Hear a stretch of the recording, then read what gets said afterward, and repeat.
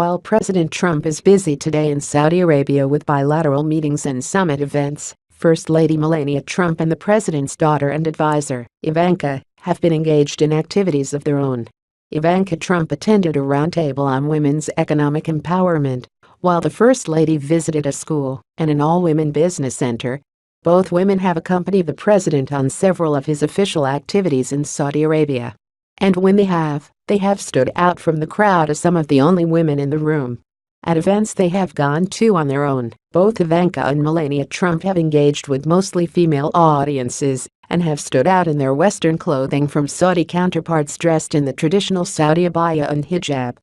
Human rights concerns have so far been absent from the president's official agenda and public discussion in Saudi Arabia, but Ivanka Trump at the roundtable today applauded their host nation for recent progress in empowering women and said, "There's still a lot of work to be done."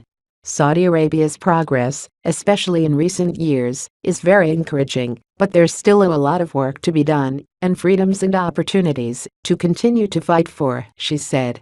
The stories of Saudi women, such as yourselves, catalyzing change, inspire me to believe in the possibility of global women's empowerment, she said, noting that the government has taken strides to advance women's participation in the workforce and politics.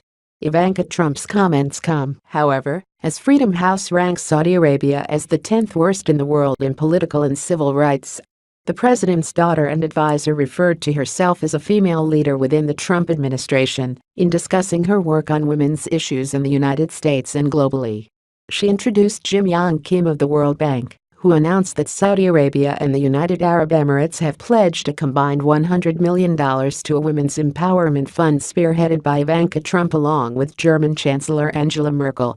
Kim said that with that funding commitment and other pledges from the U.S. and other countries, the World Bank is set to announce at the G20 summit in July a $1 billion fund for women's economic empowerment through the Women's Entrepreneurship Facility, which he described as a first.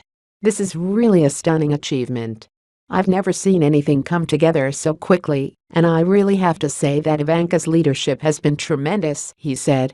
Melania Trump, meanwhile, earlier today went to the American International School of Riyadh where she visited classrooms and gave several Dr. Seuss books to a preschool class. A chorus at the school sang the song "Lean on Me" to the First Lady and she clapped along.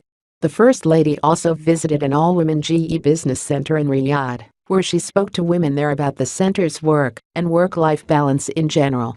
She was at one point asked how she balances her family responsibilities with her life as First Lady and responded, "You need to balance and find the time." She also said to a woman at the center, "I love children. It's my passion," and in speaking about children and mothers said, "They are our future. We need to stick together, support each other." To one woman at the center, the president's wife said, "I'm very proud of you, very, very proud of you." And on a wall at the front of the room where visitors write messages, she wrote, "I am so proud of what you are doing. Thank you for hosting me here. Best wishes, Melania Trump." On the next stop of the president's foreign trip, in Israel, Ivanka Trump is to go to the Western Wall with the president, given her personal connection to Judaism, a White House official said.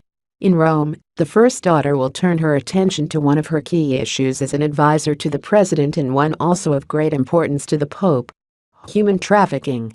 She will participate in a focus group discussion with the community of Sant'Egidio, a Vatican-affiliated organization, and also meet privately with a few female victims who have been helped by the group's support program. Ivanka Trump has previously held meetings on human trafficking in the United States, and the focus of the Rome meetings will be on the global dimensions of the problem, according to the White House.